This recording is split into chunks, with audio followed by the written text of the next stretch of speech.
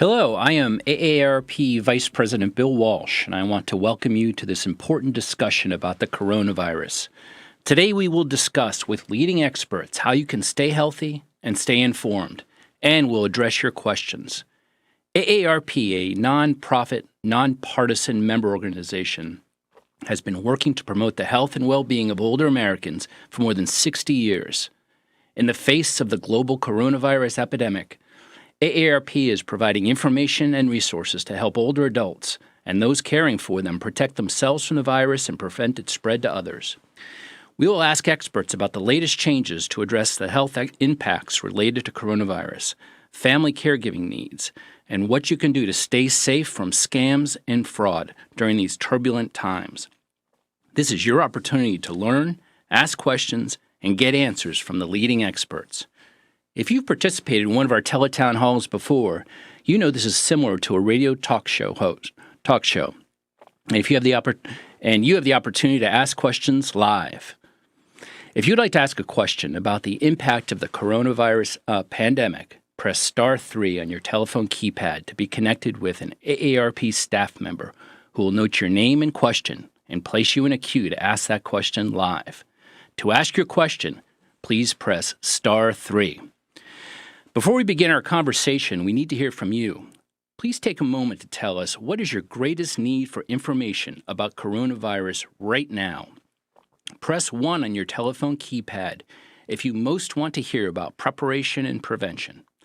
Press 2 if you most want to hear about Medicare and insurance coverage. Press 3 if you most want to hear about local resources, and press 4 if you want to hear about supporting loved ones, including family and friends. What is your greatest need for information right now? Press 1 for preparation and prevention, 2 for Medicare and insurance coverage, 3 for local resources, and 4 for support of loved ones. Hello, if you're just joining, I am Bill Walsh with AARP, and I want to welcome you to this important discussion about the impact of the global coronavirus pandemic. We are talking with leading experts and taking your questions live. To ask your question, please press star 3.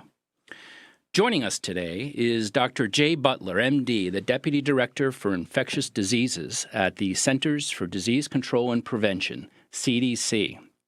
Also with us is Lance Robertson, the Assistant Secretary for Aging and Administrator of the Administration for Community Living, ACL. And we have Daniel Kaufman, the Deputy Director for the Federal Trade Commission's Bureau of Consumer Protection. AARP is convening this teletown hall to supply information about the coronavirus to help keep you and your family healthy and safe.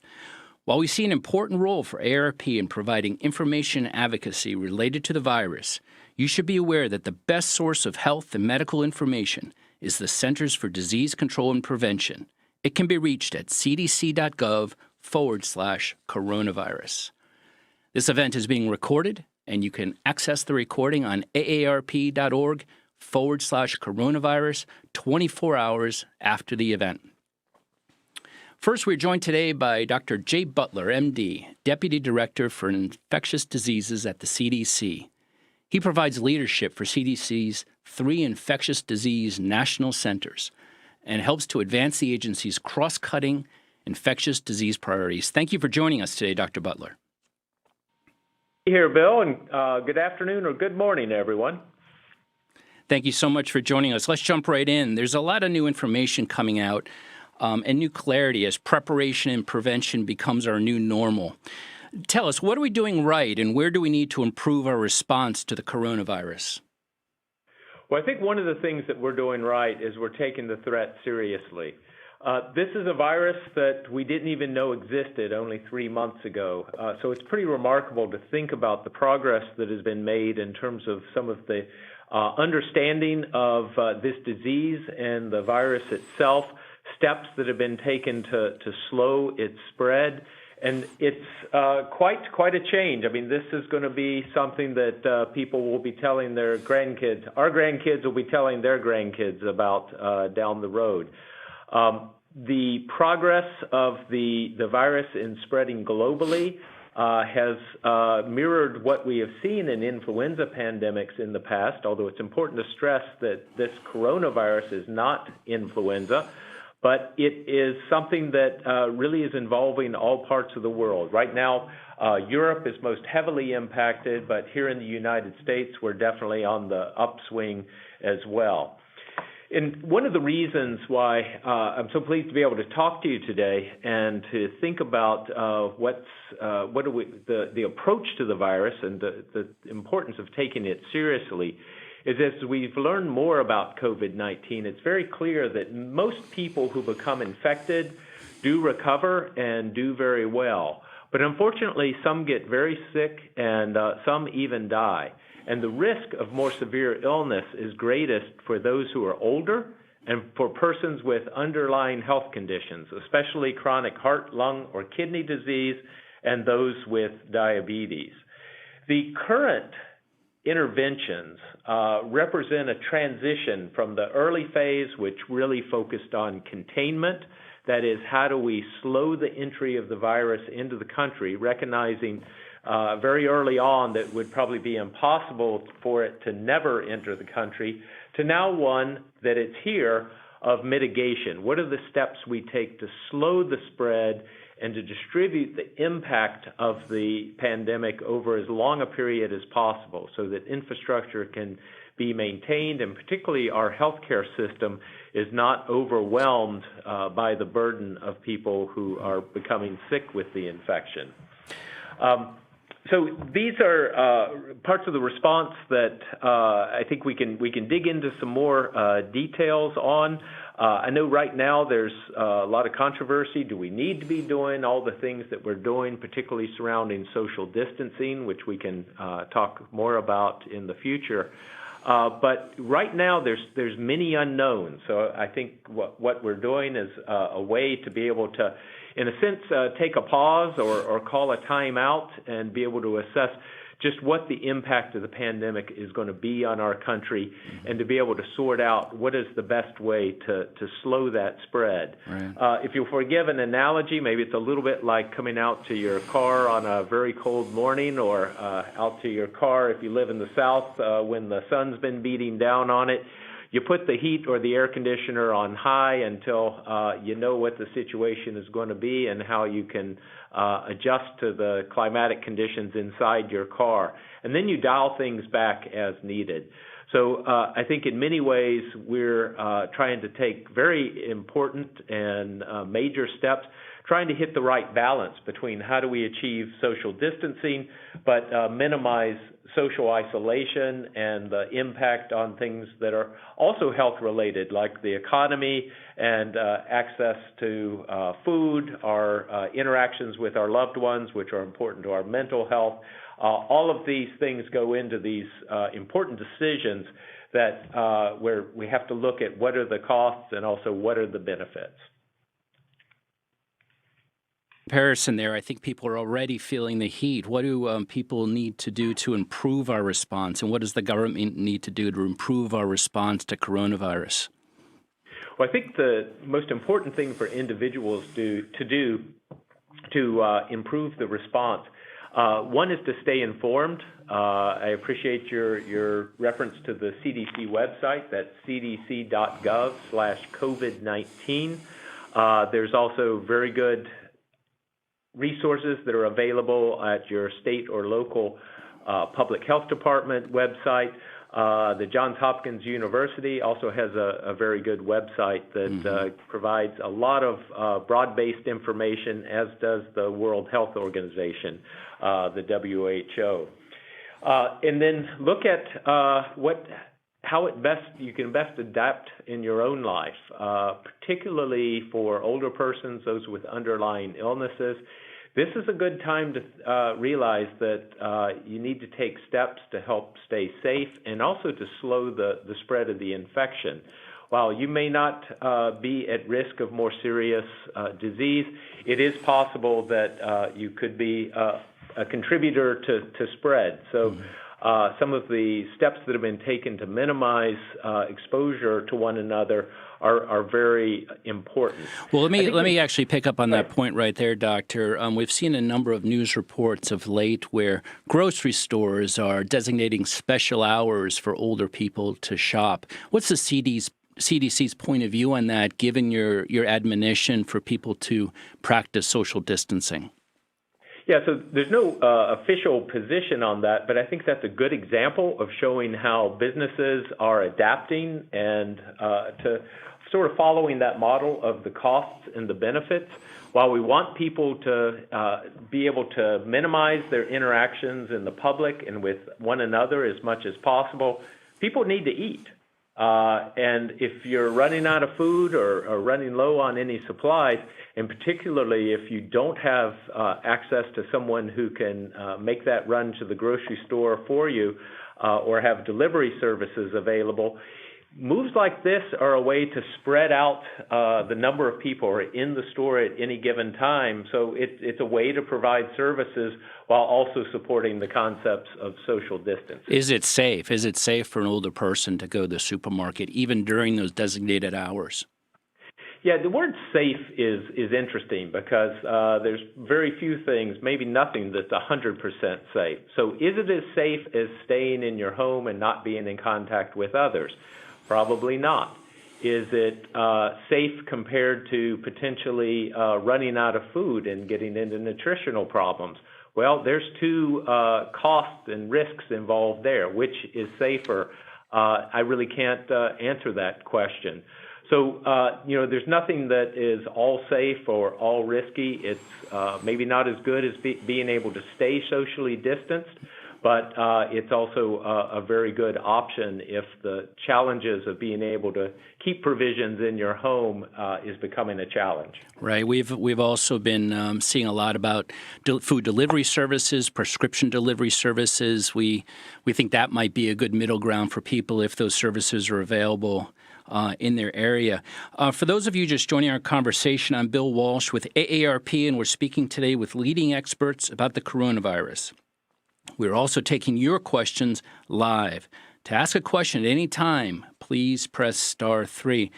Doctor, we've heard there's been a lot of discussion about testing. If you need a test, how does that work? Where do you go? What should you expect? And how does payment work? Right. So let's start with where do you go and who should be tested, maybe is more important.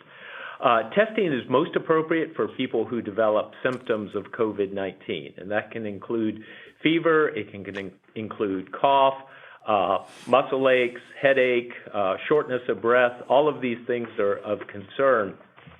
It really is primarily a respiratory tract infection. We know that lots of different things cause respiratory illness. It's still sort of at the tail end of flu season, so just because you develop those symptoms doesn't mean that you have COVID-19. If you develop symptoms and want to talk with your healthcare provider, that's where the first contact is made to make decisions about whether or not to be evaluated and whether or not a test may be indicated. The decision really should be made with a healthcare provider involved, and I know in many parts of the country there are drive-through testing places now provided. That is, of course, an opportunity to be able to have the test collected without going into the clinic and potentially exposing other people. So that's where being in touch with your local provider is important. Of course, if you suddenly become very ill, and that would be things like shortness of breath, chest pain, difficulty in getting your breath at all, or noticing that your face or your lips are turning blue, that's when you call 911 and get in as quickly as possible.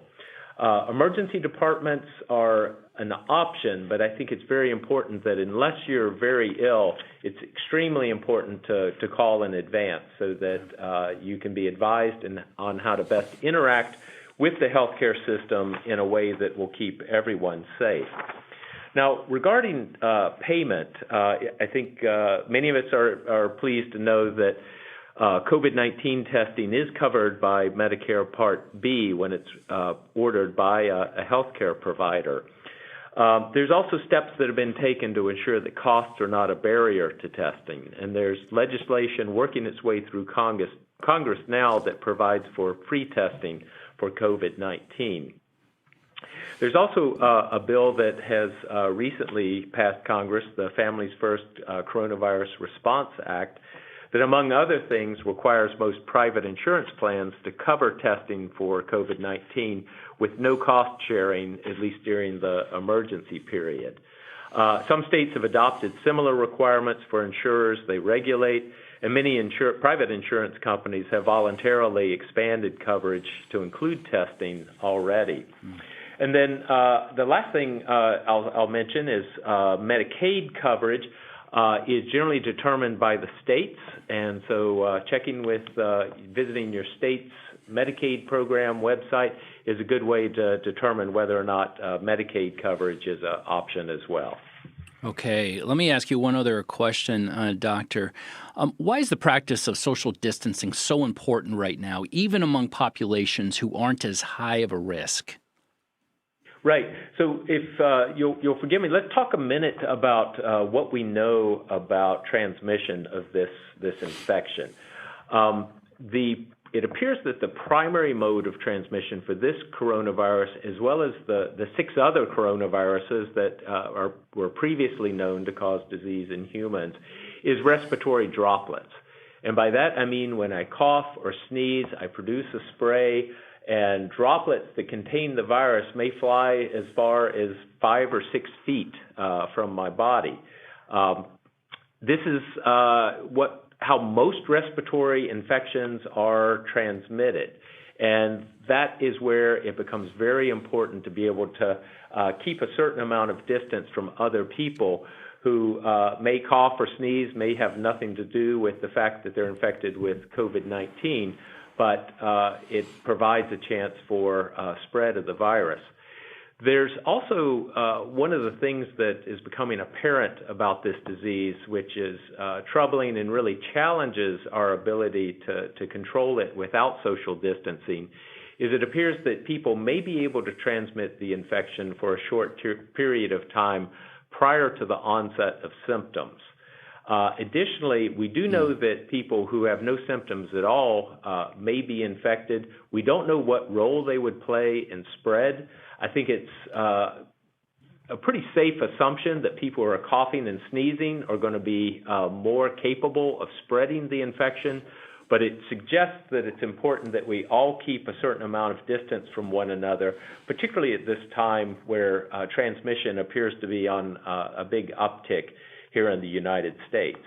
Now, you're asking about people who are not at high risk for complications, and this is really important. And while we've focused a lot on messaging to people at high risk, we want to be able to get good messages out to younger people as well, because they may play an important role in spread of the infection. So social distancing doesn't just apply to people who are at highest risk, but really does apply to all of us, at least for this period of time.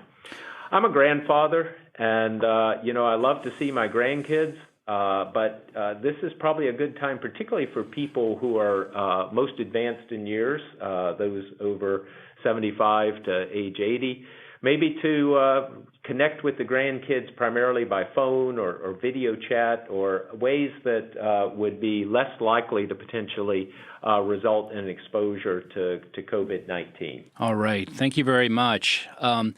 Let's turn now to Administrator Lance Robertson. Administrator Robertson was appointed to serve as Assistant Secretary for Aging and the Administrator of the Administration for Community Living in 2017.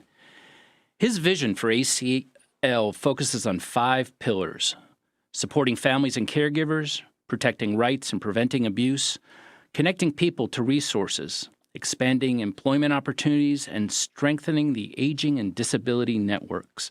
Thank you for joining us today. Thank you, Bill. Glad to be on. All right, Administrator Robertson, what suggestions do you have for family caregivers? These are the unpaid, more than 40 million unpaid caregivers out there who are assisting nursing home residents about how they can stay in touch with their loved ones when they can't visit in person. Who should they contact if they have questions and concerns? Yeah, thank you, Bill. Certainly a common question that we're getting with great regularity here at the Administration for Community Living. And, by the way, we are part of the Department of Health and Human Services, so very honored to work alongside CDC and CMS and so many others. We're a relatively new federal organization, I might add, so I really want to encourage listeners to check us out at acl.gov, acl.gov.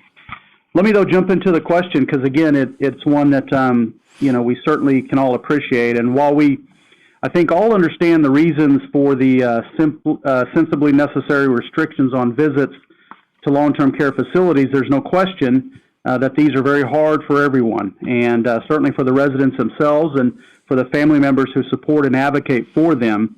There are, of course, things that you can do to make it easier. So let me run through a quick checklist of suggestions. First, it's important to make sure that the facility has your up-to-date contact information. Also, be sure to read any information that the facility sends to you, and this may describe systems that they have set up that will help facilitate virtual visits or phone calls. Next, if you need staff assistance to communicate by phone or video chat, consider setting up a routine date and time. That really will help the facility. Also, consider sending cheerful cards and notes, not only to your loved one, but consider sending a simple thank you to maybe other residents, but certainly staff, and express your gratitude for the hard work that they're doing at present. And then finally, of course, be patient. Please be patient. Facilities, of course, are short-staffed, and this is a hard time for them too, so we're all learning as we go. But let's, Bill, break this down just a little bit.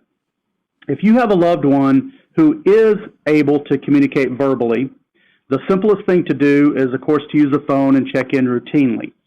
As gerontologists, one of our concerns, of course, is boredom and isolation. So think about how you can participate in mutual activities.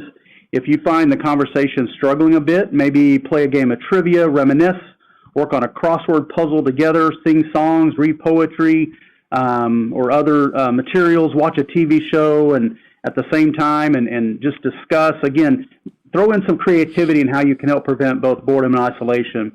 And for those that are more technologically astute, you might consider various platforms that are popular now that help with face-to-face interactions, such as FaceTime, Messenger, Facebook, Zoom, etc.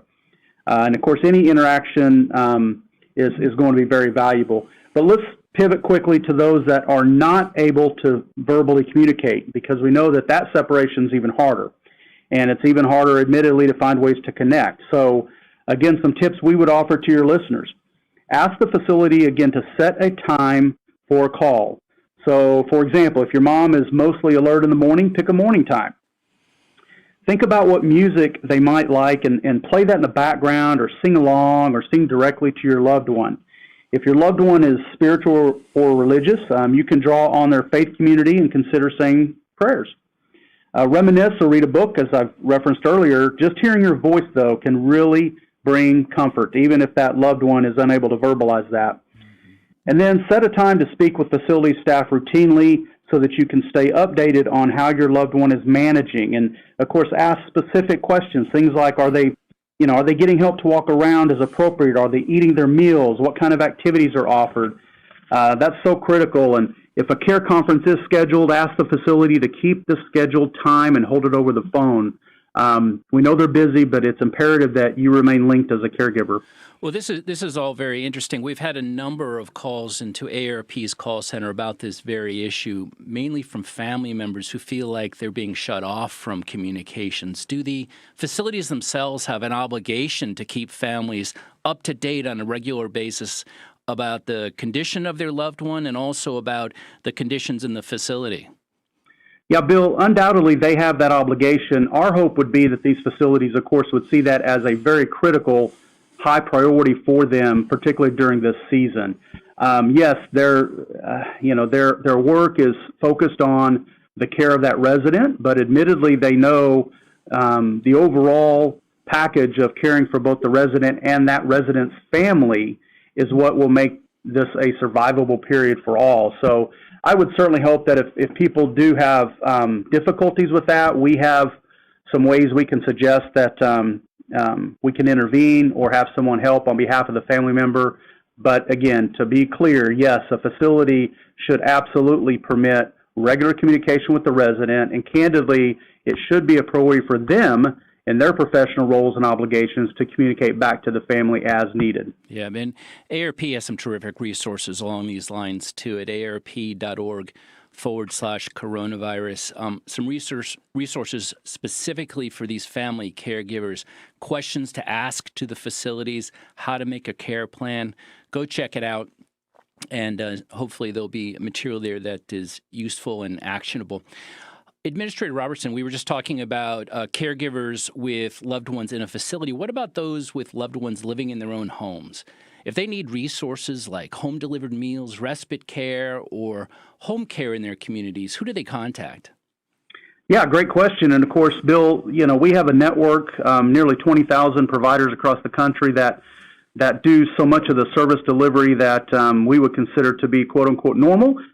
Some of how that service now is delivered has, of course, been altered for safety's sake. So, again, while some of those partners at the community-based level have been stretched to their limits and in some cases have shut down, certainly we would have, as suggestions to family members, various ways to navigate the coming days, weeks, until things become a little more standardized in terms of operations. Because for us, to be honest, Bill, we have to make sure that, given the enhanced pressure on the family caregiver, that we don't see an enormous jump in caregiver burnout, because then we're looking at a situation that has grown tremendously fragile, not just for the person who direly needs the care, but certainly for the person providing the care. These folks are under so much stress, even in normal times, and as we know, these are not normal times. Absolutely. And, to answer your question directly, Bill, let me just remind your listeners in terms of accessing what network providers are out there. Every community is covered by an area agency on aging, and we also have our aging and disability resource centers. So a lot of that, really candidly, most all of that can be found online at your elder care locator. We certainly have call centers. We have specialized call centers like the Alzheimer's call center, but also the National Respite Locator, and all of these are funded by us, and again, very, very simple resources to find and different ways for us to connect to those listeners who might need that help. I can give the number in case a person has a pen handy, and it's a pretty easy number to get a hold of the Elder Care Locator. It's just a toll-free 1-800 number, 677-1116, and again, that will connect them to their local resources. Okay, fantastic. Thank you. For those of you just joining our conversation, I'm Bill Walsh with AARP, and we're speaking with Dr. Jay Butler, MD at the CDC, and Lance Robertson at the Administration for Community Living. We're also taking your questions live. To ask a question at any time, please press *3 to be connected to an AARP staff member to share your questions. And for the latest information resources about the global coronavirus pandemic, visit aarp.org/coronavirus. Again, aarp.org/coronavirus. It's my pleasure right now to be joined today by my colleague Jean Setzvand, AARP Senior Vice President of Programs. Jean will be helping me lead our discussion today. Welcome, Jean. Thanks, Bill. Delighted to be here for this important teletown hall. Well, let's turn to some of our callers. Who is our first caller today? I have Rose from Pennsylvania who has a question. Okay. Hi, Rose. Thank you for taking my call. All right. Go ahead with your question. Okay. Based on the COVID-19 attacking the respiratory system, if you're over 20 or if you're over 65 and you had the pneumococcal pneumonia shot, would that help if I got COVID-19? Dr. Butler, that sounds like a good question for you. Yeah, it sure is. And Rose, that's one of those questions that I often ask early on whenever we're considering how a new respiratory pathogen impacts the health of all of us. As you may be aware, we've encouraged people to get the influenza vaccine because there's a lot of influenza right now, but that vaccine will not provide any protection against COVID-19. It may potentially result in some improvement if you're so unlucky as to have both viruses at once. Similarly, that might be true for the pneumococcus also. The pneumococcus is a bacterium that causes pneumonia, and so COVID-19 is a virus, pneumococcus is a bacterium. It is possible that some people who get severely ill with COVID-19 may develop a secondary bacterial pneumonia, so it's possible that the pneumococcal vaccine could provide some protection against that, but it will not provide any direct protection against COVID-19.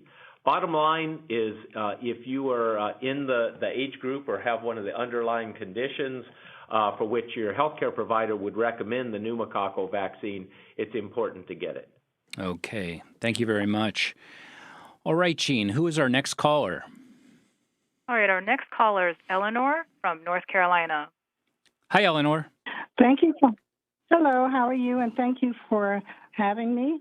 I wish to commend you for having this program. It's just wonderful. My question is this. Many seniors live in apartment complexes, and the social distancing that we speak of,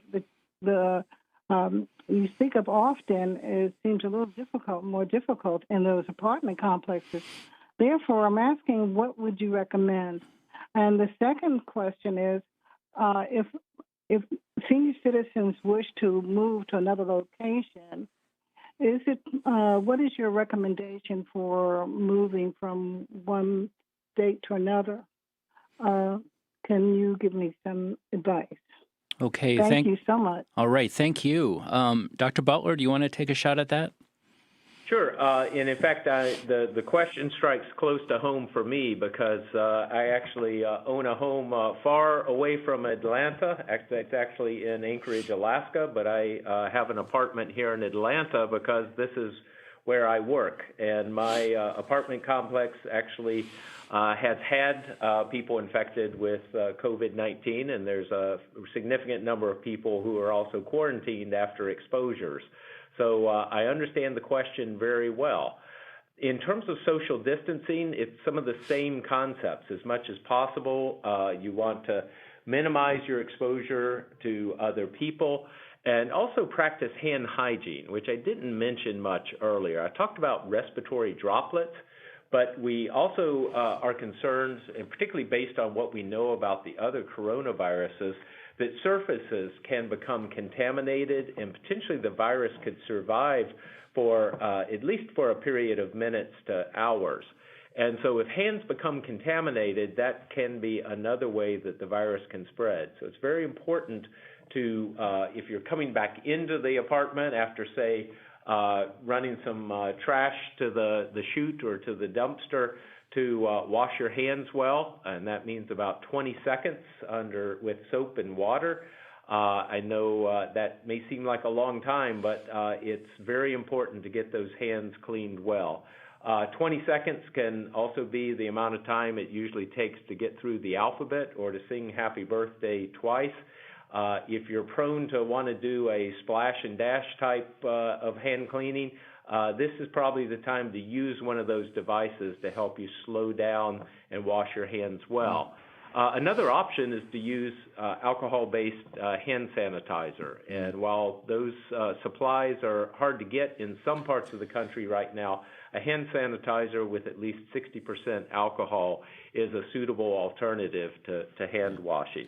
She'd also. Go ahead. I'm sorry. I was going to ask about the second part of her question. She seemed to be asking about moving out of an apartment complex. Thanks, Bill. That was just what I was getting to. Great, thank you. So in terms of the decision of whether or not to move to another location, it really depends on your situation and where you're moving to. While families can provide a lot of care, it's important to consider whether or not social distancing can be maintained at wherever you're going. The other consideration is how you're going to get there. We do recommend that people who are at higher risk, those who are older, people with underlying conditions, not travel by airplane if the travel can at all be delayed to a future time. Okay. Thank you very much. Gene, who's our next caller? We have a call from Joel from Oregon. Hey, Joel, are you on? Hello? Hey, Joel, go ahead with your question. Yeah, I'm a 74-year-old disabled veteran living by himself, and I have no outside source to help me get food, and the food bank and pantry that I go to has been closed for 2 weeks. So we do. Those of us that depend on food pantries and food banks live. Okay. So it sounds like Joel is facing some real difficulty getting local sources of food. Administrator Robertson, do you want to weigh in on that? Oh, absolutely, Joel, and thank you for your service, sir. And certainly, whether it's through HHS-funded services or even the Department of Veterans Affairs, we want to make sure that we can meet your immediate needs. As I mentioned previously, probably the quickest, most efficient way to tie into available resources is through that elder care locator number, and I'm happy to repeat that number. And likewise, that can, of course, be found online as well, but it will connect you to the area agency on aging that services your area there in Oregon. And while their traditional meal delivery process has changed, meals in most parts of the country, to our knowledge, have not stopped getting to consumers. How they're packaged and bundled is different, how they're dropped off may be different, but certainly for us, a top priority is to prevent food insecurity. So that number is 1-800-677-1116. Again, 1-800-677-1116. Thank you, Bill. Okay. Thank you very much for that. Gene, who is our next caller? Our next caller is Diane from California. All right, Diane, welcome. What is your question? Hi, thank you for taking my call. My question is, I recently cared for some children, and I would like to know how long would it take for symptoms to appear if I became infected? These kids are active in the community, and I'm a senior and have been isolating in place, except for that one time where I watched for the children. And before I go out or do anything, I want to make sure that I didn't get infected. Okay, thanks for that. Dr. Butler, do you want to weigh in on that? I sure will. So, Diane, you're asking about what in medicine we call the incubation period. In other words, how long between being exposed to an infectious agent before symptoms may appear. Very broadly, for COVID-19, we believe it's anywhere from about 2 to 14 days. But in situations where there's a very discrete exposure, the vast majority of those illnesses will occur about 4 to 7 days after the exposure. We do recommend that if someone is self-quarantining, that is, you've had an exposure or you're concerned that you've been exposed and you want to prevent exposure to other people, that it extend for a period of up to 14 days after that last exposure. Doctor, you had mentioned earlier about the likelihood of exposure through airborne transmission. I'm wondering if that has caused CDC to change its advice around wearing masks. Yeah, that's a great question, Bill. And actually, let me just distinguish airborne transmission from respiratory droplets. And that may sound very technical, but it's very important because when we say airborne transmission, we're talking about viruses that can actually remain suspended in the air and be transmitted over much longer distances. Under laboratory conditions, this family of coronaviruses, we can make it do that, but in nature, that does not appear to happen very often, or if at all. Example of an airborne infection are things like measles, where the virus can really spread throughout a room. We think for this virus, it's much more likely to be just within that spitting distance, if you will, of up to 6 feet. It's not to say that airborne transmission can't occur. The epidemiology suggests that it's not a common mode of spread. Now, getting to your question about masks, we do recommend that masks be worn by healthcare providers, particularly in certain instances. For the type of mask that's used is very specific to the situation, but at the same time, CDC does not recommend that everybody wear a mask out in the community, because the masks that are sold, particularly ones that work like surgical masks, really don't filter the air and provide any protection. Also, there's not a lot of evidence that wearing masks in the community provide protection against respiratory viruses. The one exception to that is that if you contact your provider and have symptoms and are asked to come in, they may greet you at the parking lot with a surgical mask and ask you to put it on. That's actually to protect other patients and the healthcare provider. So that's an instance where the function of the mask is not to filter the air, but actually to prevent any coughs or sneezes that may be hard to control from potentially contaminating the environment or spreading the infection to others. Okay, got it. All right, how about another caller? Gene, who do we have? We have Deborah from New York. Hi, Deborah. Go ahead with your question.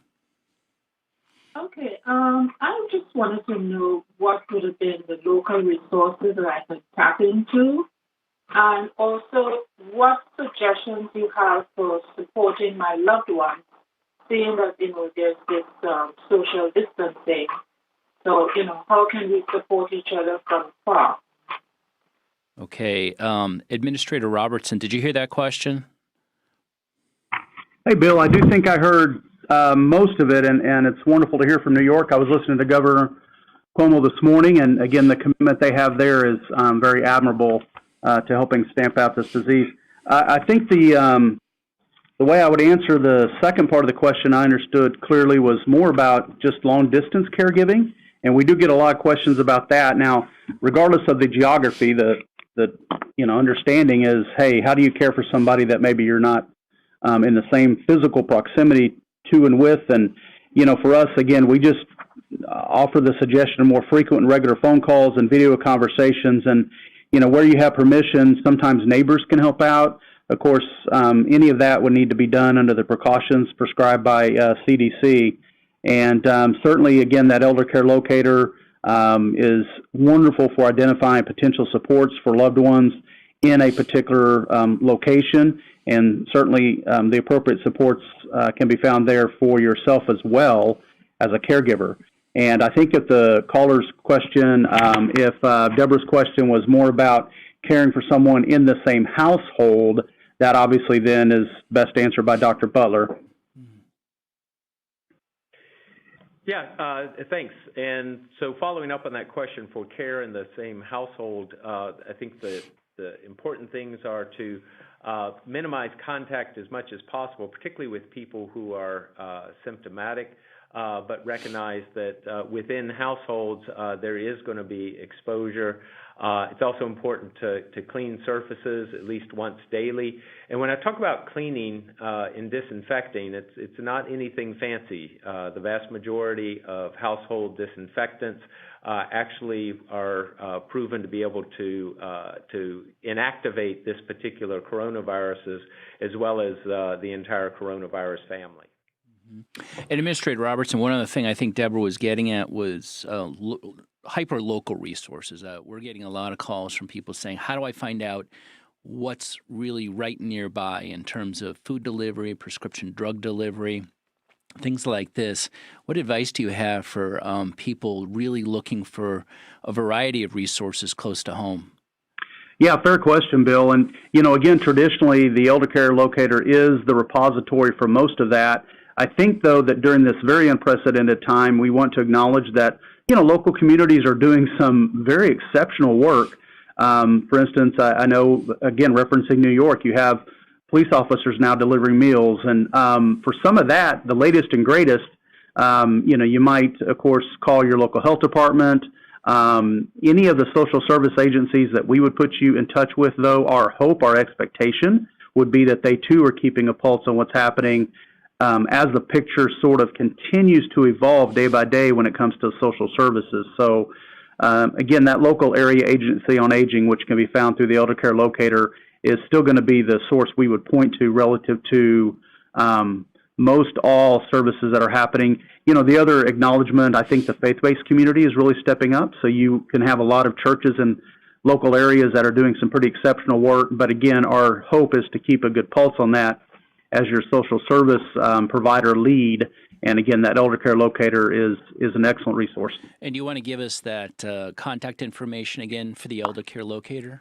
Yeah, absolutely. Let me also give you the website, which is simple. The website is simply eldercare.acl.gov. So eldercare.acl.gov. The phone number is toll-free, 1-800-677-1116. Okay. And, thanks so much, Bill, for helping us push that resource out, because as the days and weeks go along, I think we're going to see a pivot within our society where people are going to now become more interested in sustaining needed services. We're all getting a great message from our CDC friends about, again, how to take precautions and the quarantine. But I think the day will come when people are ready to find out, hey, where's my next meal coming from? Right. Okay, we've been talking a lot about preparation and prevention. I'd like to pivot to another dimension of the coronavirus outbreak, and that is fraud and scams. I'd like to bring back my co-host, Gene Setzfand, Senior Vice President for Programs here at AARP, to discuss that. Gene, you want to take it away? Sure. Thanks so much, Bill. Hi, everybody. Again, this is Gene Setzfand from AARP. And again, we're taking questions about coronavirus with the CDC as well as the Administration for Community Living. They're both hanging on the line to answer your question. But as Bill said, we're going to shift gears just slightly to talk a little bit about staying safe from scams as well as frauds during this crisis. But as a reminder, you can also ask a question by pressing *3 on your telephone pad. So let me welcome Daniel Kaufman to the conversation. Daniel is Deputy Director for the Federal Trade Commission's Bureau of Consumer Protection. The Bureau works to protect consumers against unfair, deceptive, or fraudulent practices. Daniel also assists in overseeing all Bureau matters involving privacy, data security, and advertising and marketing practices. Thanks so much for joining us today, Daniel. Thanks, Gene. I'm really glad to be here today, and I apologize. The honking is in my neighborhood. I'm not used to working from home, but fortunately, I think the car honking has stopped. Very good. We are social distance practicing in our event today, so thanks so much for that. So, Daniel, unfortunately, fraud never takes a holiday, and it seems to be particularly present in times like this. I understand the Federal Trade Commission, the FTC, has already taken action to stop companies from selling products that claim to treat or prevent the coronavirus. Can you tell us a little bit more about this? Sure. It's interesting. At the outset, during difficult times, there are so many people doing wonderful things that demonstrate compassion, humanity, and caring. I'm not going to get to talk about any of that, unfortunately. Instead, at the FTC, we are focusing on companies and individuals that are out there trying to prey on consumers during difficult times. One of the first things we did was in early March, we did this along with the FDA. We sent out warning letters to 7 different companies that were touting a variety of products that they claimed would treat or prevent the coronavirus. They were selling teas, essential oils, colloidal silver.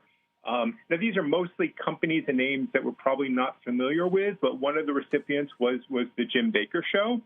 Now, from the FTC's perspective, this is false advertising. From the FDA's, these are unapproved and misbranded products.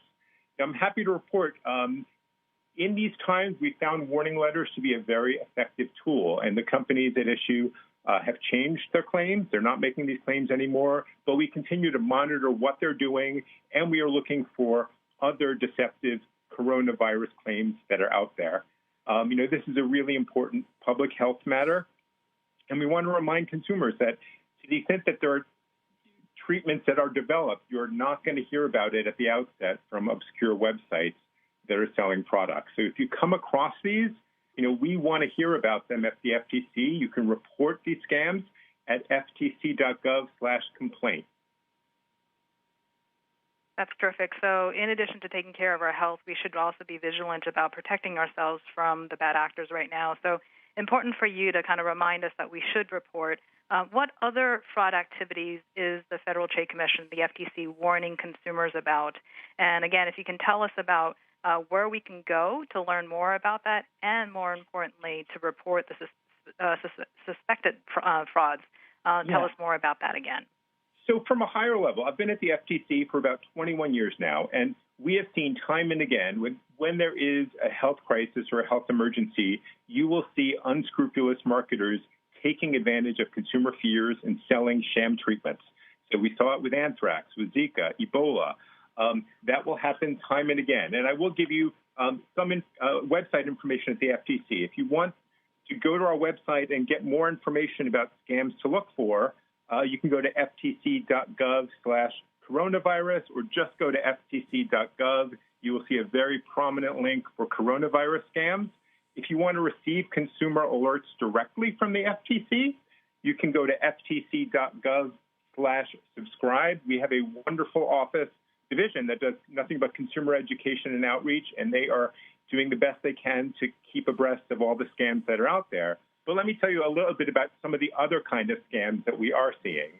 Phishing emails. We are seeing a lot of bogus emails that are going out to consumers that use headers about coronavirus to get people to open them. These are fake emails that are coming from, or purporting to come from, I should say, legitimate important organizations like the World Health Organization or the CDC. So we're reminding consumers, don't click on links when you get those emails. Don't open those emails. They will download viruses or harmful software onto your computer, or they will try to get your private information or credit card information. Another thing we are seeing is charity scams. This is a difficult time, and we all want to help, but we want to make sure we're helping charities and not scammers who are pretending to be charities. So do your homework. If you are getting charity solicitations, don't feel pressured to give. You can hang up, go online, and give the charities you're comfortable with. You can do your homework and make sure you are giving to a charity that you're comfortable with. And we also have information about that, ftc.gov/charity. There are a lot of scam artists using lookalike names, so you have to be very wary of that. We want generous consumers to be giving to the right organizations. Another thing, we are seeing a steady onset of more and more robocalls that are touting a wide variety of coronavirus issues. Now, it's sort of interesting. I'm working from home now, and I'm getting phone calls all day from my colleagues, and I'm answering phone calls I usually don't answer. And we know a lot of consumers are going through this. So I'm being exposed to far more robocalls than I usually get. And the message is just hang up. Keep in mind that anyone who's robocalling you, if they're trying to sell you a product, they're already doing something that's unlawful. So they're probably trying to sell you something unlawful as well. Other things we're seeing, and I wish the list didn't go so long, but we know that there are always going to be scam artists trying to prey on consumers during these difficult times. We're seeing undelivered goods. There's a high demand for a lot of different products right now, whether it's cleaning supplies or masks, and it's pretty easy to set up a website that's purporting to provide to sell these kinds of products. And they're taking consumers' payment information, but not delivering. So again, you want to be careful who you're doing business with, and you also want to pay by credit card. One of our recurring tips at the FTC is you should not be paying through wire transfer or through gift cards or things like that. That's a sure sign that something is afoot. We're seeing online offers for vaccinations. And finally, one other thing I do want to say, the Securities and Exchange Commission has been warning consumers about stock scams. You see, fraudsters are out there touting, a certain company's stock is going to explode because they have products that can treat coronavirus. So the prices are going up, the hype grows, the fraud artists are selling, and then everyone else is left with basically a defunct stock. So that's sort of the range of scams we're seeing, but we're putting a lot of information on our website, ftc.gov. to keep consumers abreast of what we are seeing and to get information out as quickly as possible. That's really helpful, Daniel. And unfortunately, we're fighting against the virus as well as trying to stay vigilant against the scams and fraudsters. And interestingly enough, you talked about sort of this wide range of different scams that are out there.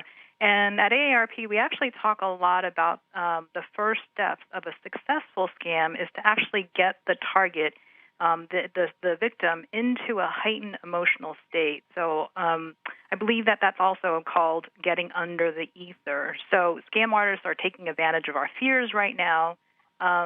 So what should we do to also look out for some of these tactics in addition to this wide range of different types of scams? So many of us are right now in that heightened emotional state. It doesn't take much to get us there. I just turn on the news. So, I think an important thing to keep in mind is when you're presented with a sense of urgency, buy this now, don't do it. Talk to somebody you know and trust and talk about, does this make sense? Talking to other people we found is an incredibly effective issue. One other thing we've been warning consumers about, there's already, obviously we've heard a lot about Congress talking and the president talking about potentially sending money to American consumers, whether it's $1,000 or more, that's up to Congress, not the FTC. But we know that when that happens, scam artists will be there trying to get the money as well. So that's also something to look for, that we're providing information on our website and to the consumers that looking down the road, we anticipate these other kind of scams that are going to prey on benefits that are out there. So unfortunately, the scam artists are very creative, and they will be doing everything they can to separate people from their hard-earned money. Very good. So very helpful. Thank you so much. We're going to actually take some live calls. We have lots of calls coming in through our phone lines as well as online through our YouTube and Facebook. So, Bill, let me bring you back to the conversation to get some questions up and running. Very good. Thank you very much. We've seen so many acts of compassion in the face of this coronavirus. It's infuriating to hear some of the scams that are out there from Daniel. He gave some good tips about how to be vigilant and be on the lookout. We're taking your questions today about coronavirus with key leaders at the Centers for Disease Control and Prevention, the Federal Trade Commission, and the Administration for Community Living. You can ask your question by pressing *3 on your telephone.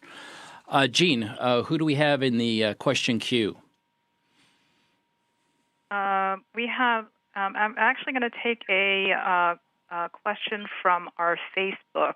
It seems like there's a lot of questions around the virus and the environment right now, asking about when temperatures change, does that actually affect the virus? Does that mean things are going to get better? Dr. Butler, do you want to take that one? I sure would. So there's been a lot of questions raised about whether or not this respiratory virus will behave like so many others do and become less common during the summer months. We see that every year with flu, and we see that with even rhinovirus, the cause of the common cold. Of course, currently we're talking about a virus that we didn't even know existed 3 months ago. And some of the genetic analysis suggests that it is truly a new virus, although related to the SARS virus and some other coronaviruses that infect animals. This is a new one. So at this point in time, we really don't know what will happen as the weather warms. I wouldn't want to promise you that it's going to decline as the weather warms. In general, we should hope for the best, but prepare for the worst. So I think that's going to be a question that's going to be very hard to answer until we actually start getting into April and May and see whether or not the incidence declines. If we look at the experience in the 2009 influenza pandemic, of course, that was a virus that first appeared here in North America and caused a lot of infection during April and May, but as the weather warmed, it became less common, but then it returned in the fall. So there's certainly that pattern that could occur, but we really don't know at this time how COVID-19 will behave. Okay, thank you, Doctor. Jean, who's up next?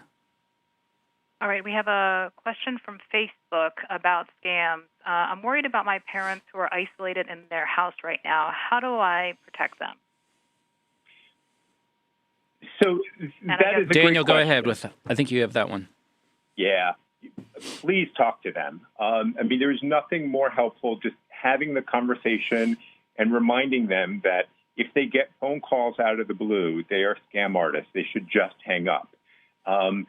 Make sure you're talking to them about these issues, that these are difficult times and people will try to take advantage of them. So it is really essential to have that conversation. It's been our experience that when you have that conversation, it does change things quite significantly in terms of the impact on consumers and whether they're likely to become a victim to fraud. Also, if they have an email account, please sign them up. ftc.gov/subscribe. There's a lot of great information we're providing to consumers that can be very helpful as well. Okay, thank you for that. And I want to mention that AARP also has a Fraud Watch Network helpline staffed with agents who can take your call. That number is 877-908-3360, 877-908-3360. Okay, Jean, who do we have up next? All right, we have a caller, Helen from Michigan. Hi, Helen. What's your question? Oh, my question is twofold. One is it safe to go out and go to the drive-thru, whether it's a restaurant or a fast food place? And then the other thing, as far as risk for being older people, if you had a heart attack, put a stent in 15 years ago, no problem stent, high blood pressure that's under control with medication, are you still considered at risk with the health issues? Okay, Helen, thank you. Dr. Butler, that sounds like a question for you. Yeah, it sure is. And Helen, I don't know if you were listening earlier. We talked a little earlier about what does safe mean. I think the best way to think of it is it's safest if you're able to stay in for a period of time, but we recognize that everybody has important reasons that they may need to go out. So going to the drive-thru is safer than going into a restaurant where there'll be a lot of people and a longer period of potential exposure to others. So if it's between going to the drive-thru as opposed to going into the restaurant, it's safer to go into the drive-thru. Regarding the at-risk, it's important to recognize also there's no magic switch that's thrown to put somebody at higher risk, but in general, the older you are at higher risk and the more severe that the heart disease is, the higher the risk. At this point in time, we don't have a lot of visibility on just specific types of heart disease, but I think the situation that would be most concerning is when you actually have congestive heart failure. That appears to be a condition that is particularly likely to impose a higher risk of severe illness. Okay, thank you. For the latest information and resources about coronavirus, visit aarp.org/coronavirus. Again, aarp.org/coronavirus. Jean, who's up next? We have Mary from Illinois. Hey, Mary, what is your question? Hello, can you hear me? We sure can. Go ahead. Oh, great, thank you. My first question is my mom lives in a senior living center, and I want to mail her a package. But I'm wondering, I heard that the virus can live on surfaces, so I'm wondering about the safety of that. And the second question real quick is, I heard that after you had the coronavirus and you recovered, you can still be a carrier to other people for a certain amount of time, and I want to know if that's true. Okay, thank you. Dr. Butler, you want to address that one? I sure do. Hi, Mary, and thank you. Those are two very good questions. Earlier, we were talking about the survival of the virus on surfaces, and there's two ways that we assess that. One is under optimal laboratory conditions. The other is what happens in real life and what we can discern from the transmission of the virus over the past 3 months. The likelihood of transmission through the mail is extremely low. We know that there's a lot of mail, a lot of products that come out of China and was coming out of China early in the course of the epidemic. if mail were one of the primary ways that the infection spread, we would have seen more incidents of the infection popping up in remote parts of the world. Instead, what we saw was infection spread primarily among travelers who had been in Wuhan, China, or in other parts of China where the disease was spreading, and then came out of China during the incubation period, that is before they got sick, and then got ill when they got home. And then if there was further transmission at home, it was primarily at home to people that they lived with. So the predominance of the evidence is that this respiratory droplets is the most important way for it to spread. So in thinking about what's important to somebody who's in the nursing home, I think mail is entirely appropriate. While we talk about social distancing, it's very important that we don't create social isolation. So receiving a card or a package can mean a lot to someone who's in an assisted living center. And, you know, I think a number of people on the line remember 2001, and this is not anthrax. So it's a virus that is primarily spread through the respiratory droplets. In terms of recovery, that's a very important question to us scientifically. What we know about other coronaviruses is that there is some period of immunity after an infection, but it may not be lifelong. So it is possible for someone to become ill again with the infection, but we don't know for the COVID-19. It seems very unlikely that someone would recover and then get sick again after a period of only a few weeks. In terms of ability to transmit the infection after recovery, we do have data regarding how often the virus is still recovered from patients. In general, it appears that most people, once they are more than a week after onset, plus 3 days after symptoms have resolved, are very, very unlikely to be infectious. The one exception to that would be people who are on immunocompromising drugs. And while we don't have a lot of data on that, that's something that we also see in influenza. So, for instance, someone usually in a hospital situation where they're on very powerful immunosuppressing drugs, we would be much more careful in terms of the possibility of continued shedding of the virus after recovery from infection. Okay, thank you. Jean, who do we have up next? Our next caller is Lucia from New York. Hi, Lucia. What's your question? Hello. Hi. Can you hear me pretty good? We sure can. Go ahead. Thank you. Thanks for your time. What a wonderful conference. I have a question about any special precautions we have to take for our volunteers who happen to be older people delivering meals or visiting other older adults in homes. As service providers, what special precautions can we take? I don't know if it's masks or special gear. We're kind of trying to figure out and find good information about people who visit other older people in the home to deliver services. Administrator Robertson, do you want to start there, and maybe Dr. Butler can chime in as well? Absolutely, Bill. Yeah, I was thinking the same thing because really we're talking about operations, but then also, as we continue to do, pointing everyone to CDC's guidance on contact, protecting yourself, making sure you don't transmit to others, et cetera. We do know, of course, with the shortage of personal protection equipment, at present, a lot of our service delivery providers have had to, again, look at alternatives for delivery that without PPE still makes the transaction safe. So again, in some instances, they're actually bundling for meals, bundling multiple days worth of meals, making that single delivery, making sure that when the pass-off occurs that people have been properly wearing gloves, et cetera, but that product is placed in a safe position or place for the resident to then get it and utilize it. So again, at this point, I think for us, we continue to look to our friends at CDC for guidance on what is that balance between making sure services can continue to be provided to vulnerable Americans, but at the same time not enhancing the amount of exposure. So hopefully that helps with Lucia's question. Dr. Butler, did you want to weigh in on that at all?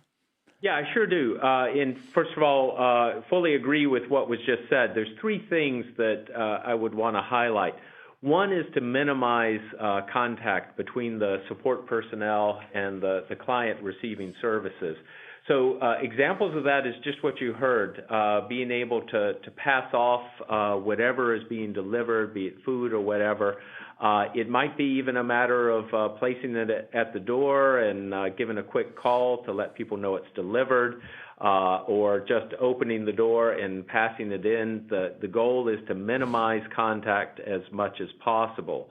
The two other things that are important is hand hygiene, and that's going to be protective for both the person who's delivering services and the person who is receiving it. And as we discussed earlier, when we talk about hand hygiene, that means washing hands with soap and water for 20 seconds or longer, or using an alcohol-based hand sanitizer.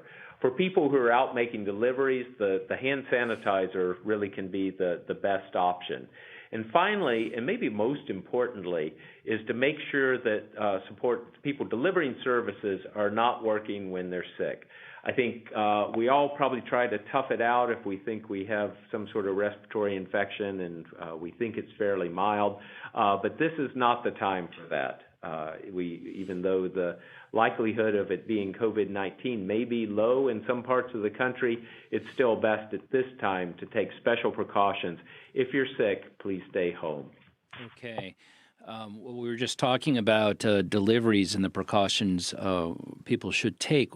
We're getting a number of questions from folks about just going to the doctor's office. So many people over the age of 50 have chronic illnesses. Many of them have multiple chronic illnesses with standing doctor's appointments on the books. What should they do? Well, I think it's important to recognize, as has been stated earlier, these are not normal times. So it really does call for flexibility, recognizing that if you have a routine doctor's visit scheduled or if you have elective surgery, you may very well be contacted that it needs to be rescheduled. And that is for all of our own good, as well as for support of the healthcare system that may become very stressed if there's a big increase in the number of people who are sick with COVID-19. There's also been work with the insurance industry as well as Medicare, Medicaid, to be able to loosen up some of the rules to be able to allow earlier refills so that people have better supplies of their prescription medications at home. So these are parts of how we adapt to these unusual times, and recognizing that people who have chronic illnesses, those will persist, and we have to make sure that that care is delivered however that may best be performed at these times. Okay.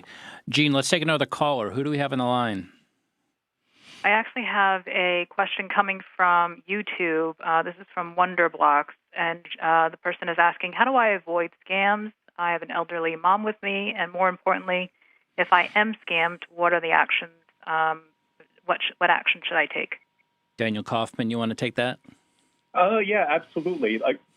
First step, go to ftc.gov/coronavirus or just ftc.gov and look for the link on coronavirus scams. Lots of helpful information on the kinds of scams that are out there, how to avoid them. But you raised a really good question of what happens when you have fallen victim to scams. And we have also on the FTC website a lot of different information. And I can't go into all of it right now because sometimes it does depend. Was it through a credit card? Was it a wire transfer? Was it a prepaid credit card? But all of that information is available on the FTC website. Consumer.ftc.gov. Lots of helpful information to contact your credit company immediately to try to get a chargeback if it's a credit card. And finally, report it, please. ftc.gov/complaint. we can also provide helpful information to you as well. So it's ftc.gov/complaint. And for more general consumer tips on what to do when you're scammed, go to consumer.ftc.gov. We've got a wealth of helpful information there, depending upon what the scam was and what payment mechanism you used. Okay, I heard you say earlier, use a credit card if that's possible, because that gives you some recourse. It seems like a really good piece of advice.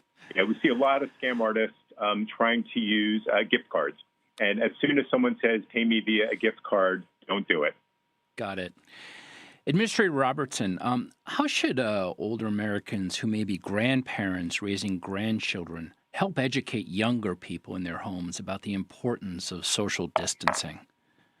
Yeah, absolutely, Bill. And I have to quickly acknowledge I was raised by my grandparents, so certainly a sensitive question for me, as we know so many grandparents across this country are in a position of raising younger people. And during this time, of course, presuming that question focuses primarily on people under 18, we won't touch the whole everybody partying on the beach during spring break. But for younger people, certainly, we have a number of things we would suggest. It's important to communicate and to have those family discussions. Try to have them in a comfortable place, and encourage those family members to ask questions. And sometimes you have to have a separate discussion with younger children. I think the main thing, of course, is to be calm and reassuring.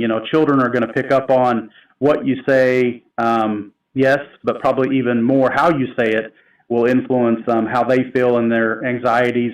We want to avoid language that blames others and leads to any sort of stigmatization. And pay attention to what children also are seeing and hearing on the media. While lots of it are certainly good resources, we have to be careful.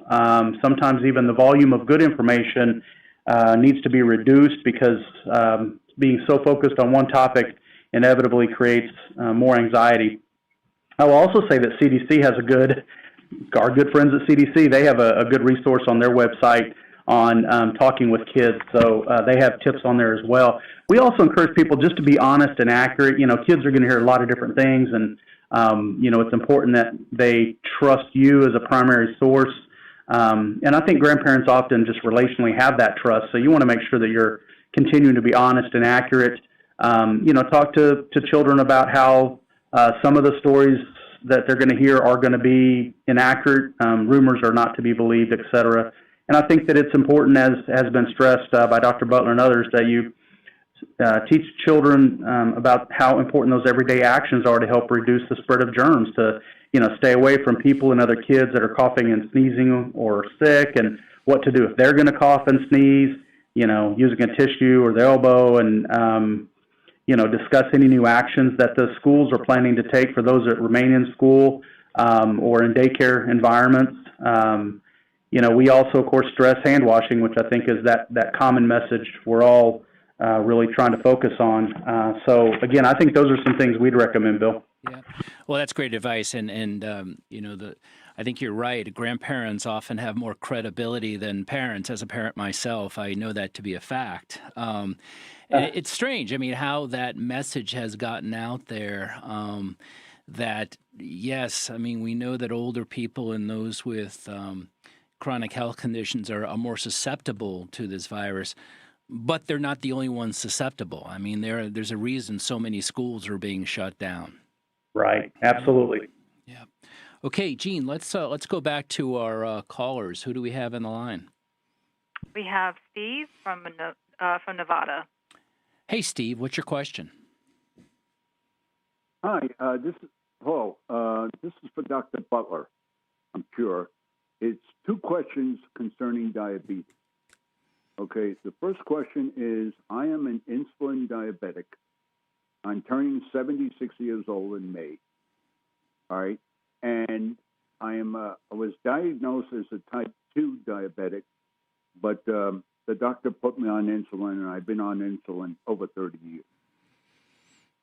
That's number one. Number two, the question is, should I be tested in Nevada? I have no symptoms, just on the fact that I'm a diabetic. Okay, and the second part of the question for Dr. Butler would be, is there any statistics, does the CDC have any statistics on how many people with diabetes are getting coronavirus. Okay. 2 questions there about diabetes. Dr. Butler?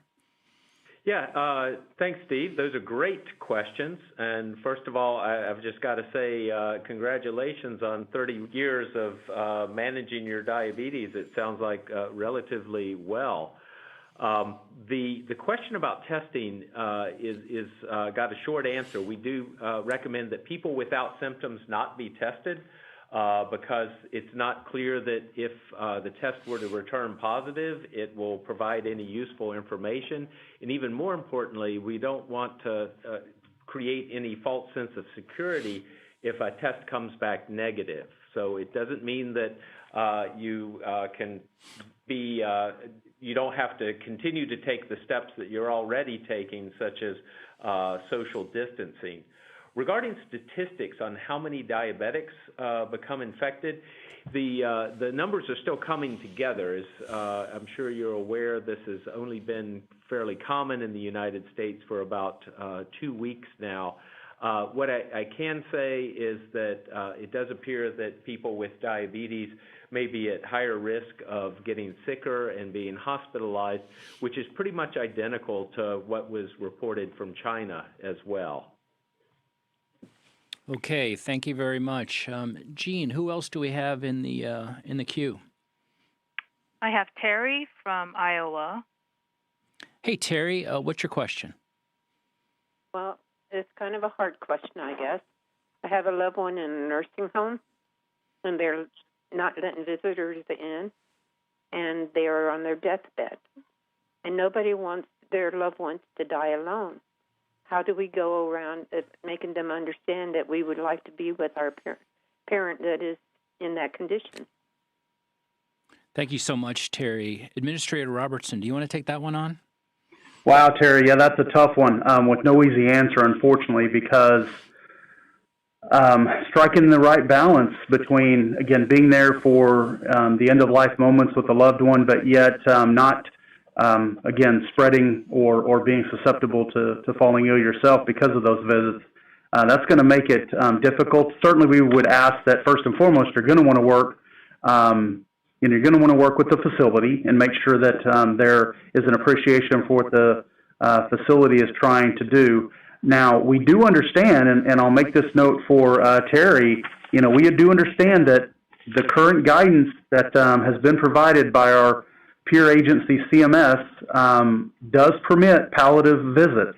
So if a person is in that end-of-life stage, palliative visits, according to the guidance provided just recently out of CMS, should permit visitation. And, of course, we would highly encourage, as certainly Dr. Butler would stress, that all proper precautions are taken. But hopefully that answers Terry's question.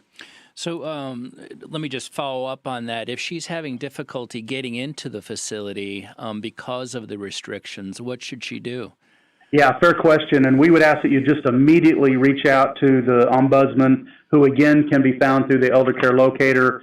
We have ombudsmen that cover every nursing facility in America. So whoever that nursing home ombudsman, long-term care ombudsman is, can, on behalf of the resident, try to reach a resolution with the facility. Would you mind just giving that website and phone number again?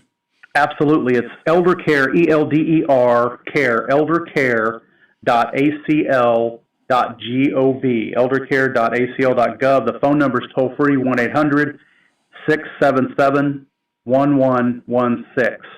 And again, both of those resources, Bill, should put Terry and anyone else that's in that type of situation in contact with the ombudsman, who, again, their primary role is to create resolution of issues, and they certainly will jump all over this one.